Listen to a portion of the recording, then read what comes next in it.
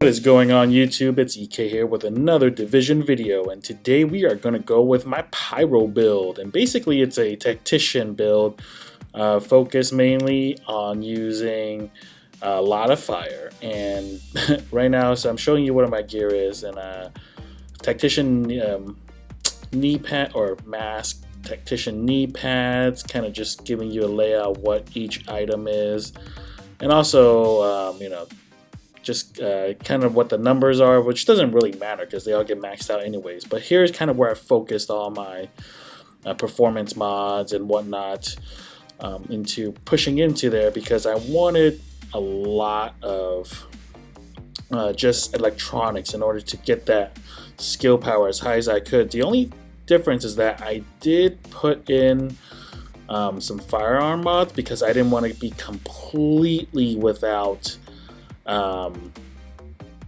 any DPS, because like in the slight chance that your burst seeker mine doesn't kill them in one hit, you're gonna have to kill them as quickly as you can before they can pop heals or something like that. And also, instead of using an overheal, I'm using my fire turret, which does about 7,000 damage, and the Airburst Seeker Mine actually does over 100,000 damage, which is actually pretty good. I could probably get it even higher if I really wanted it to, but that will probably come with me finding some new gear, some better mods and whatnot. So, but this is pretty much good for now. The only difference I'm doing in terms of skills and talents is that I'm pretty much relying only on my healer build or on my medkits to heal myself. And the reason I'm doing that is because, you're not going to be in the front lines for this build, right? You're only going to be in the back and, some guy that's doing support. So here's my first match, and I did surprisingly better than I thought I would. I mean, it wasn't great, obviously, because I think we do end up winning this match, but only because my teammates were like crazy good at it. They were just able to hold off the other team and borderline destroy them. But me myself, I was had to stay back. I had to basically stay in the area we're in now because I couldn't go super offensive with this build, considering how long it took for me to recover my skills, which is definitely one thing I needed more of, skill recovery and whatnot. But overall, it was actually pretty fun too with this build, because that Airburst is just, look at how much friggin' life that just takes out. And if he didn't heal in time, oh my god, I probably could have killed him so easily. Or if someone wasn't shooting me, I could have killed him. The added turret is just more so I feel like, might as well just throw some more fire onto, just more fire. This is all about pyro, being a pyrotechnic right now. So, and it kind of helps out in terms of kind of drawing where you want your enemies to go. So if you throw a turret on the left side, you can throw your Airburst on the right side, and therefore he doesn't really have a lot of places to go. He can't just dodge left or right. He has to go to one or the other, and he'll be put on fire one or the other, assuming he doesn't just move back or forward. But yeah, no, I thought it could be kind of you can take some people one-on-one. I did. I was very lucky and was able to take a few people one-on-one. Wasn't the most effective, I would say. I think one thing I would definitely do different is instead of having a sniper rifle on me, I would have a shotgun, because a shotty definitely deals a lot more up close and personal damage.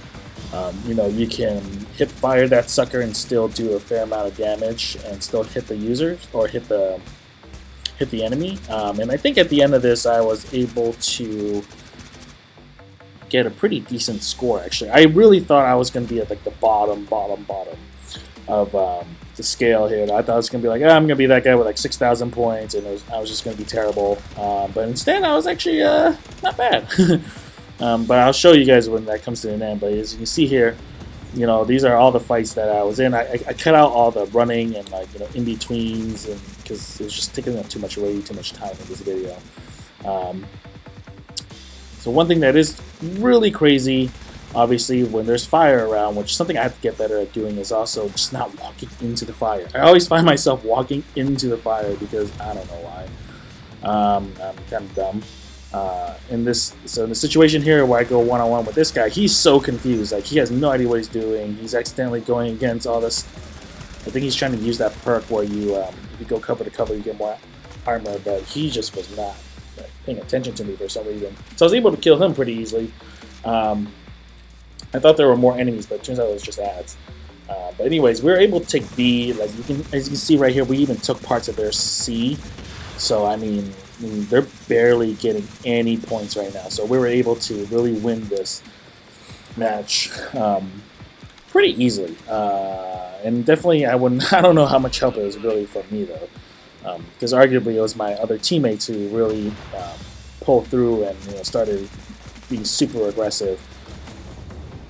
For myself, I don't know. I think I should have. I need to be more reactive, or like better at reacting to situations. Like, for example, there, I think I could have probably been a lot better at taking him out and actually getting that kill for myself versus letting my teammates take him. Like putting out the turret quicker, using the Airburst better. There's a lot of things I could have done better, and then it doesn't help that this guy kills me, so that was lame. Here, there was some moments where I think I was just a little too Rambo. I was way too close to the enemy, and I should not have been as close as I should have. Was as close as I should have been, or I should have been just a lot farther. Anyways, but just because I don't. I mean, my health is not bad, but my DPS is just not there. I'm reliant on the Airburst to really take out the majority of their health, and this is a build that a lot of people are using, because of that Airburst. It just is like an almost one-hit kill, depending on how your tactician build is or how high your electronics is, and it's really, really, really useful, honestly. So, and I really hope that they nerf it on it, like, because it is really cheap, like. And people are getting pretty good at dodging the Airburst because they'll, kind of wait for the audio cues on when they'll just like kind of pop away or whatever, and like try to dodge out of it, roll out of it, and whatnot. But at the end of the day, it was actually it's they still need to nerf it. They just need to nerf that thing because it's getting too ridiculous. And as you can see here, our victory went from 15k to what they didn't even go over 7. So I mean, I'm surprised they didn't call mercy rule on this one because we destroyed them arguably. And here's some final stats for you. A lot of defending since I was just chilling at point B. I was able to get 4 player kills, which is kind of shocking, and 2 streaks, and like a 2-man kill streak, which I thought was a lot more. Look, I mean, I'm middle of the pack, which I thought was shocking. And here's the second match I played with this. This one was a lot more fun. We did end up losing, which is kind of a bummer. But there was a point in this game where I just started like racking up kills. I think I racked up like 11 player kills.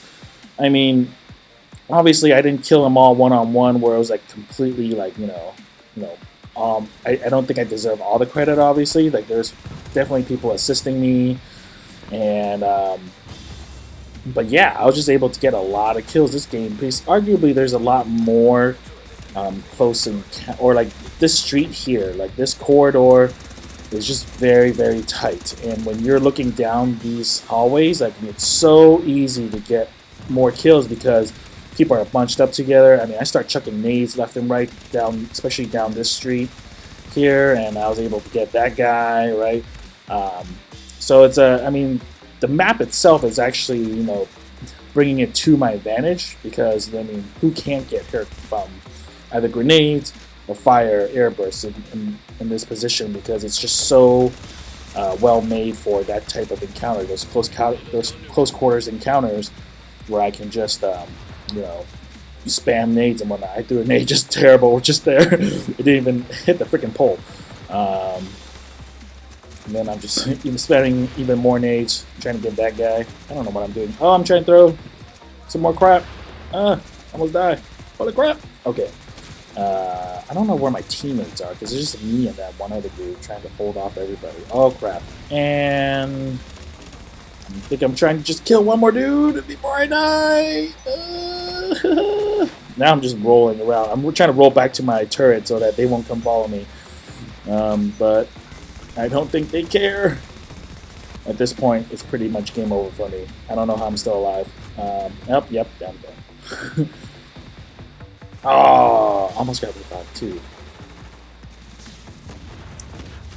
I'll try to revive some of my own teammates, but, you know, we're getting run over, basically. And there's nothing, my turret does nothing, of course, because, you know, I'm dead. But yeah, there's a lot of situations where you just don't want to be in. So here, I just kind of skipped straight to the end because I didn't want to take up too much of your guys' time. We lost, as you can see. But what you will also see is the scoreboard. In terms of, like, just how well, I mean, I still got a lot of points, right? Look at this, 9 player kills, 4 kill streak, which is, I mean, it's not like amazingly good, obviously, but it's still pretty good for me, I feel like. But anyways, thank you guys for watching. Try out this build if you like it. So, but please give the video a like, subscribe, and comment, and I will talk to you guys next time. Latest.